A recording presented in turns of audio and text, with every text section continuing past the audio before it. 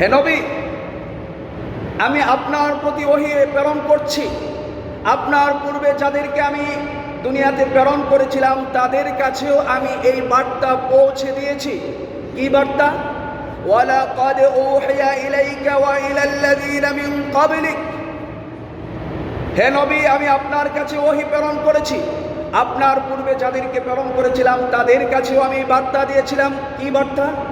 ওয়ালাকাদ উহিয়া ইলাইকা ওয়া ইলাল্লাযীনা মিন ক্বাবলিক লাইন আশরাকতা লায়াহবাতান্না আমালুকা ওয়া লা তাকুনান্না মিনাল খাসিরিন।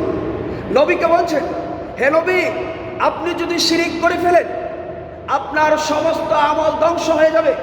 আমি আপনার সমস্ত আমলকে কর্তন করে দিব। শুধু আপনাকে নয়, বরং আপনার পূর্ববর্তী যাদেরকে আমি প্রেরণ করেছিলাম তাদের কাছেও আমি সেই বার্তা পৌঁছে দিয়েছিলাম যে কখনো শিরিক করা যাবে না। কি এটা কি অত্যন্ত ছোট জিনিস না বড় জিনিস, যেটাকে নবীকে সাবধান করলো আল্লাহ সুবহানাহু ওয়া তাআলা? ওয়ালাকাদ উহিয়া ইলাইকা ওয়া ইলাল্লাযীনা মিন ক্বাবলিক লাইন আশরাকতা লায়াহবাতান্না আমালুকা ওয়া লা তাকুনান্না মিনাল খাসিরিন। আপনার আমল তো ক্ষতিগ্রস্ত হবেই, আমল তো শেষ হয়ে যাবেই, আপনি ক্ষতিগ্রস্তদের অন্তর্ভুক্ত হয়ে যাবেন যদি শিরিক করে ফেলেন।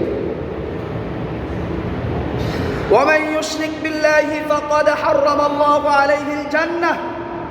আল্লাহ সুবহানাহু ওয়া তাআলা বলে দিলেন অন্যত্রে, যারা শিরিক করে ফেলবে তাদের জন্য আমি জান্নাতকে হারাম করে দিলাম। নাউযুবিল্লাহ, কত বড় কথা! আল্লাহ সুবহানাহু ওয়া তাআলা আমাকে সহ সবাইকে হেফাজত করুক, সকলে বলে আমিন। কি বলেছেন? তোমরা যদি শিরিক করে ফেলো তোমাদের জন্য আমি জান্নাতকে হারাম করে দিব।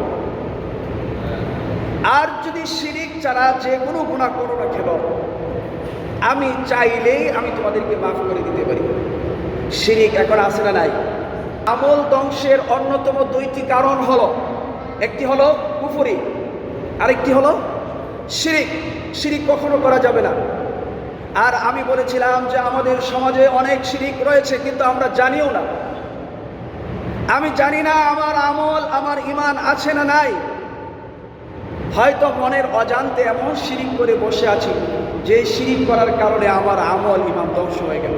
আল্লাহ সুবহানাহু ওয়া তাআলা বলছেন, ওয়ামান ইউশরিক বিল্লাহি ফাকাদ হারামাল্লাহু আলাইহিল জান্নাহ। হে পৃথিবীর মানুষ, জেনে রেখো, তুমি যদি শিরিক করো আমি তোমার জন্য জান্নাতকে আমি হারাম করে দিলাম। যদি আমাদের জন্য, আপনার জন্য, আমার জন্য জান্নাতকে আল্লাহ সুবহানাহু ওয়া তাআলা হারাম করে দেন, আমাদের অবস্থাটা কি হবে? আমরা একটু চিন্তা করেছি? চিন্তা করেছি এই সমস্ত শিরিক আমরা কেন করছি? শুধু তাই নয়, মানুষ যখন মৃত্যুবরণ করে তাকে আমরা সর্বশেষ বিদায় জানানোর জন্য তার জন্য দোয়া করি, সালাত পড়ি, পড়ি কিনা? জানাজার সালাত আছে না নাই? যোহরের সালাতে রুকু সেজদা আছে না নাই? আসরের সালাতে আছে না নাই? মাগরিবের সালাতে রুকু সেজদা আছে না নাই? এশারের সালাতে রুকু সেজদা আছে না নাই?